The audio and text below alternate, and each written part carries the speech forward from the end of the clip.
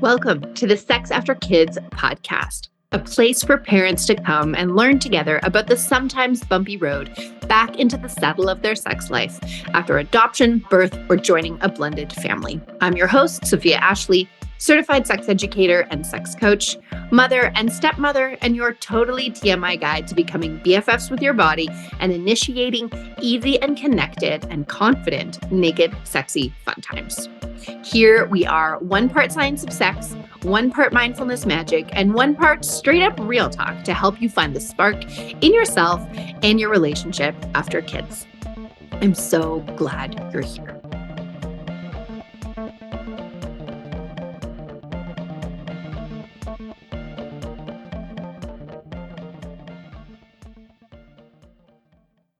All right, friends, welcome back to the Sex After Kids podcast. Today, we're talking about ditching the shoulds. So, last episode, I shared a glimpse into my sex life post-kids. And I'll bet if you listen carefully, you will notice some of the ways I was shooting all over myself or falling prey to what I call great sexpectations. Today, we're going to explore those sexpectations a little bit and give you some tools to open up a conversation with yourself and your sweetie about these things. This is really all about awareness. So, great sexpectations include things like feeling like sexual desire should be easy, natural, and spontaneous, feeling like my body should work a certain way, feeling like I should be having sex a certain amount or doing it a certain way, feeling like I should be initiating sex, or feeling like if we aren't rip each other's clothes off hot for each other all the time, something is wrong. The list goes on and on. These are just some of the most common ones that I hear. These niggly little shoulds play a big role in your sexual satisfaction, and they are driven by both cultural messaging, like what we see and internalize from TV, books, movies, and media, and from our own experiences, whether it's something that we learned in our homes or the sexual experiences that we've lived. Who should be initiating sex in our relationship?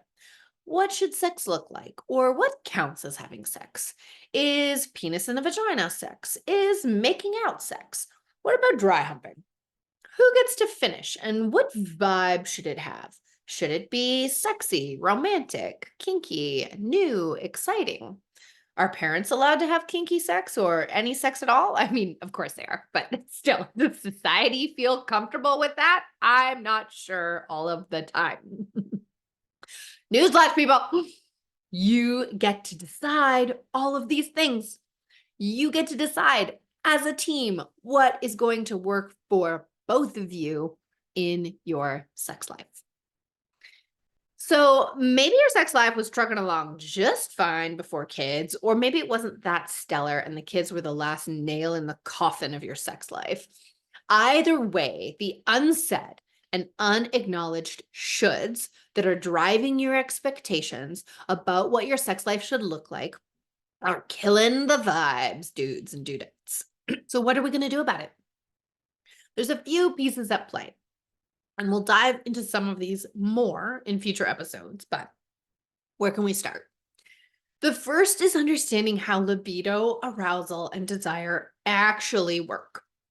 Guaranteed none of you had a sex ed lesson in high school that ever talked about how sex is pleasurable. Newsflash, never mind how the body is built for that pleasure and what that pleasure looks like and how it's negotiated. And it's very easy to feel broken when your sex life doesn't look like what you see on TV. Think hot and heavy glances, clothes coming off, smashing mouths together in wordless ecstasy. This is the expectation we're all aiming for. I don't know about you, but a lot of great sex often starts with awkward touching giggles. There's talking, rearranging, strange noises, and often a lot of mess. Well, there might be some things going on with your physical body that need to be quote unquote fixed or supported. It's also very likely that you are fighting an unwinnable battle with your body, expecting it to show up in ways that it was not designed to. I can tell you from experience that staying in war with your bits will not get you anywhere. but embracing what it tells you it needs and working with your body are the ways forward. The second piece here is really looking at your motivation to have sex. Sex is sort of this assumed part of relationship. In fact, many of us define the difference between a romantic relationship and a friendship based on whether sex is happening or not. If there's sex, it's a relationship. If there isn't sex, it's not. This is a zero-sum game, and it sure sets us up badly for those seasons where sex, or what we think of as sex, which is really just intercourse, might be off the table for a little while. I have definitely been in seasons after kids where sex is off the table for a little while. When we're in a situation where we have mismatched libidos, one person wants sex more than the other, it's easy to write the higher libido person off as just needing a base physical need met. But often there's a lot deeper need for connection, for novelty, for experience underneath that need. When we can understand our own and our partner's motives for sex, we can connect to a bigger reason to invest in our sexual and intimate life. A key tenet of my approach to sexuality is to remember that your body is an ever evolving thing. So is my partner's body, and so really is our relationship. Baby making created a huge change in my body, not so much in my partner's. A new postpartum autoimmune disorder has created changes in my body, and incoming perimenopause and menopause will create new changes still. Stress, a new job, a dying parent, a car accident, any of these things can affect our bodies and our libidos, which can affect our relationship. Probably the best marriage advice I ever got was from a good friend and energy healer, Ruth Lira. Check her out. And she said, you're going to have 16 marriages inside your marriage. You're going to have to meet and re-meet and re-fall in love and remarry cosmically your partner again and again and again, and navigate your way back to each other every single time.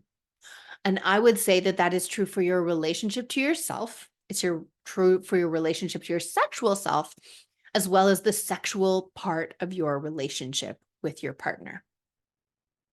Who I am and what I want and what I crave sexually shifts. And that's going to shift the dynamic that I have with my partner. I personally still hope to be rolling in the hay at 80 with my hubby, but I am under no illusion that it's going to look the same as when we first got together. And I am okay with that. My first episode, we just talked about the 3 different versions of my sex life I've already had, right? I don't expect my 80-year-old body and my 80-year-old self to be the same as me today or the same me as 10 years ago. So much of what holds us back in our sex lives after kids is mindset. It's about how we think about ourselves and our partners as sexual beings and what shoulds we are living under. And new mindset hurdles can arise at different ages and stages. So how I think of myself as a sexual being as a mother is different than how I connected to that part of me before I became a mother. How I think of myself as a sexual being at 80 and the societal hangups I may have internalized will be different even still than now, or when I go through menopause or through any other transition. In the last episode, I shared how my partner and I renegotiated our sex life through 3 different stages of parenthood. If you haven't heard it already, please go back and check it out. It's recommended reading. Briefly, in summary, I shared that after my stepkid moved in, after my first daughter, and after my final baby, my motivations and my needs for my sex life and my husband's were different. And each time we had to renegotiate what was going to work for us in that particular phase of our relationship and parenting. All this to say that motivation matters. Reflecting on your motivation and noticing any shoulds hiding in there is important. And talking about your motivation with your partner is key to building the sex life that you want to have. Because yes, you get to be in charge of this. One of the biggest shoulds of all is that our partner should be a 5-star sex chef and anticipate our every desire perfectly without a word from us. This sets us up for a big fail. We get what we need by asking for what we need, not expecting people to magically know what we need, especially people who've probably never cracked a book about sex or orgasm or pleasure. So how do we open up this conversation then, right? How do we start exploring these shoulds for ourselves, and how do we maybe get into reflection with our partner? Let's start with a few reflection questions and bonus points if you can invite your partner to listen to this episode and have them do some reflecting of their own. Your first conversation can simply be to share what you noticed when you reflect on these questions. So the questions are, why have sex? You can even challenge yourself to ask yourself this 7 times. What is it for? What purpose does sex serve? What does sex provide me? And what does it provide to my relationship with my partner? Why does it matter? When I think about sex, blank comes to mind. What words arise for you here? Who taught you about sex and what it meant and what it was for and who it wasn't for? What have your best and least favorite sexual experiences taught you about sex? So the best part about this starting point is that it can be a bit more vague and abstract if we're talking about having a conversation with our partner. Here you are looking at what expectations you have of sex and where those came from. And this can be a juicy conversation about how you learned about sex and what you learned, as well as which of those beliefs are serving you and which are maybe not anymore. But a first conversation with your partner when it starts in the abstract can be really helpful. A second conversation you can have is to share some roses and thorns of your sex life.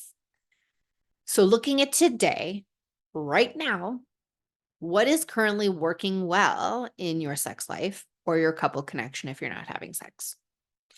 This list might be short, but I'm sure you can find something.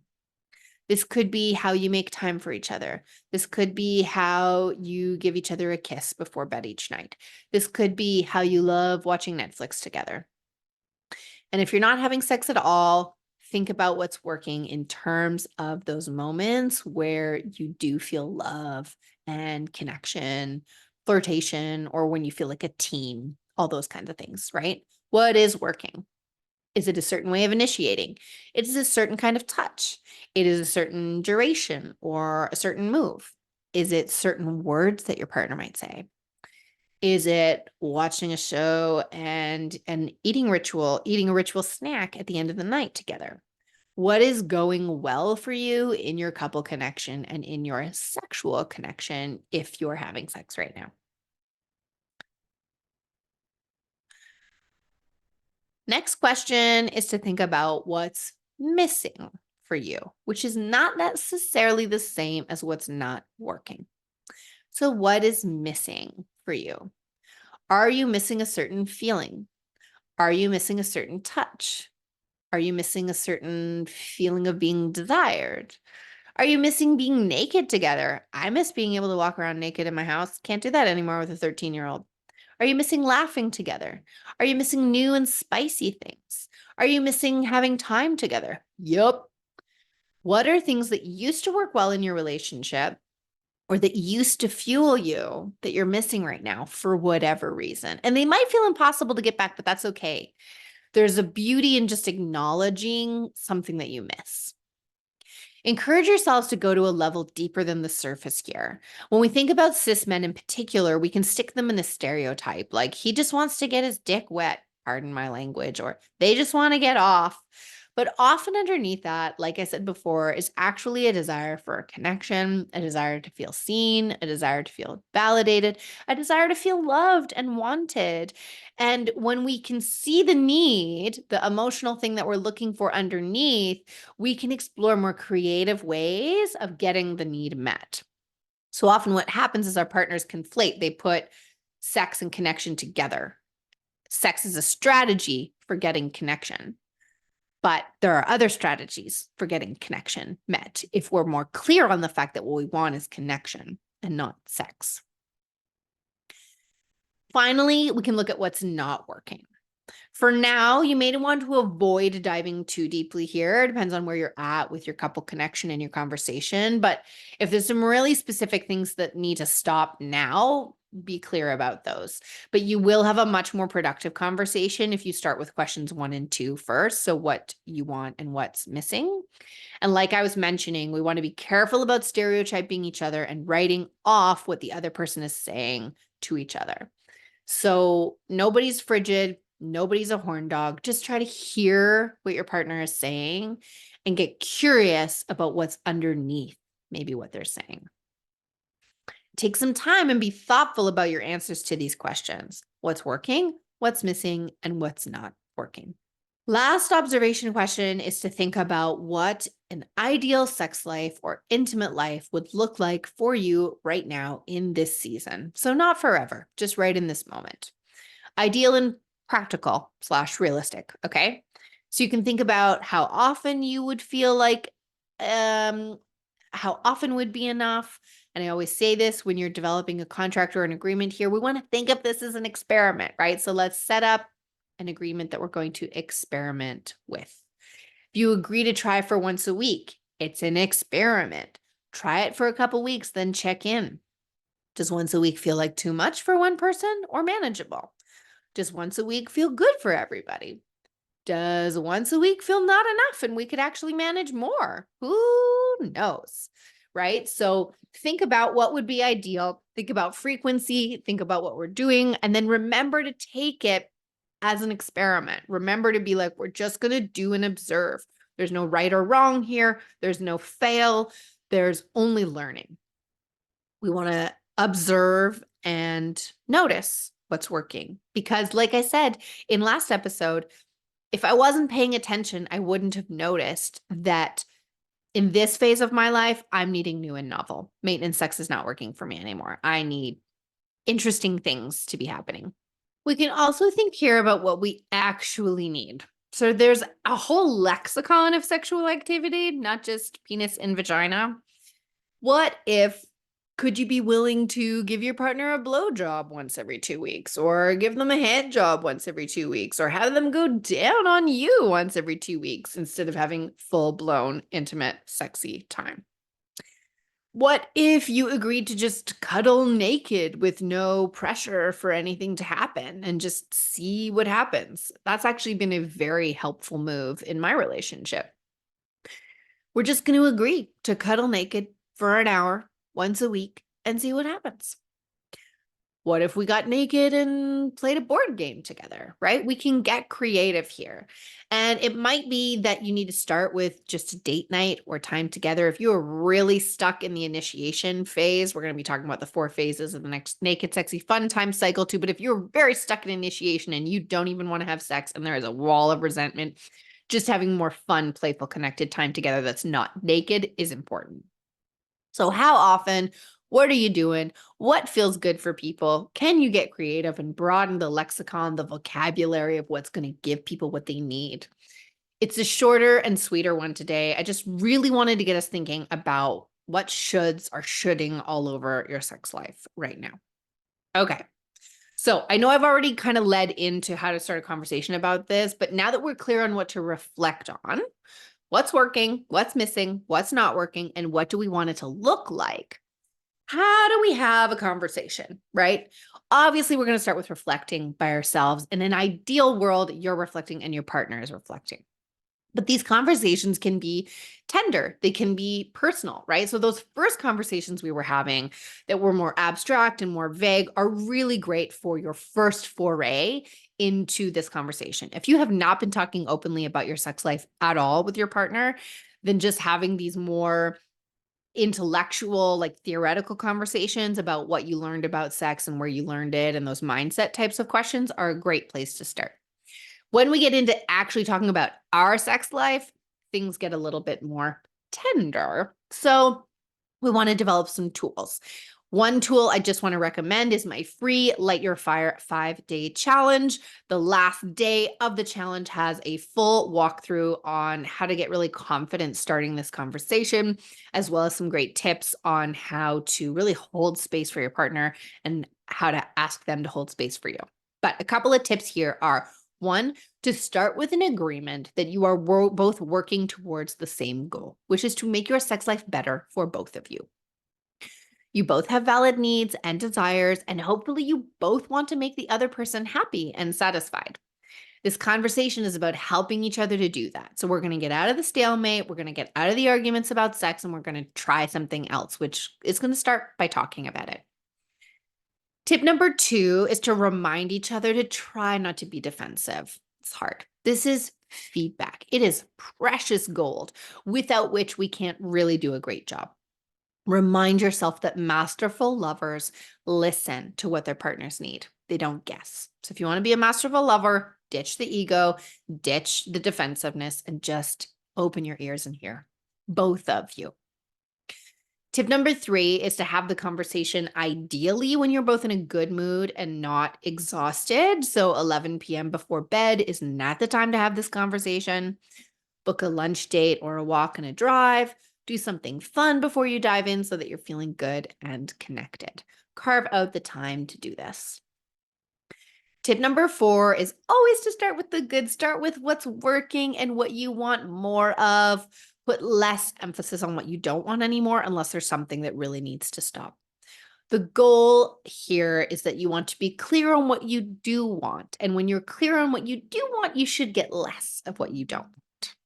You could even start by reminiscing together about some of the best sexual experiences that you've ever shared and talk about what made them so great, what went into those encounters that made them so juicy and memorable. Tip number 5 here is to try to stay as neutral in your statements as possible. So instead of saying, "You're such a horn dog and I feel so pressured by you to have sex," you could say, "I feel overwhelmed when you ask me for sex every day." That's using an I statement, and it's keeping things focused on me and my feelings rather than pointing fingers. Step number 6 is using I statements, right? Keeping it focused on neutral observation of what happens and how it makes me feel. So when you say something like, "When you just grab my boobs, I feel immense pressure to get in the mood immediately." It's a better way of keeping things focused on me. Like, instead of, "You suck, you just grab my tits all the time and it's gross," right? Tip number 7 is to take a break if you need to and come back to the conversation another time. So we do want to get towards a positive outcome. And so that's what we need to do. Those are my tips for having a open-hearted, connected conversation. I know it can feel tough. I know it can feel scary. I know it can feel overwhelming. And my reminder to you is that you can't change what you can't talk about. So if you're feeling comfortable sitting in your corner, stressing about this quietly without saying anything, that's cool. And I'm here for you when you're ready to get out of that corner. If you start by just exploring some of the ways you're shoulding all over yourself without sharing with your partner, I guarantee you'll start to see some shifts and notice some things that you might want to change. And if you're feeling ready, you can share this partner with your episode, share this partner with your episode, share this episode with your partner, and all of them. Share this podcast with your partner. I am here to end the orgasm gap for women, for uterus owners, but we have to do that with the partners engaged. And really, you both matter. Your relationship matters. The pleasure you both feel in your relationship matters. And that's why I'm here and what this is all about. So I hope you're feeling brave today. If you dare a conversation, I would love to hear how it went. And if you found these tips useful, and we will catch you next time. This is the part where we do the end bit, right? Okay, friends, let's take a mindfulness minute here. One big deep breath in through the nose and one big deep full body sigh out the mouth. Voila. Your nervous system says merci. Thanks so much for being here today. I hope your head and your heart have something new to consider. No husbands were harmed in the making of this podcast, and a big thank you to my husband for his sound help and original music compositions. Love you, babe. You can catch us on Instagram at The Happy Bee Project for tools, tips, and anecdotes. You can join the newsletter for weekly-ish dispatches from my bedroom, and head to thehappyvaginaproject.com to learn how you can work with me. Catch you next time.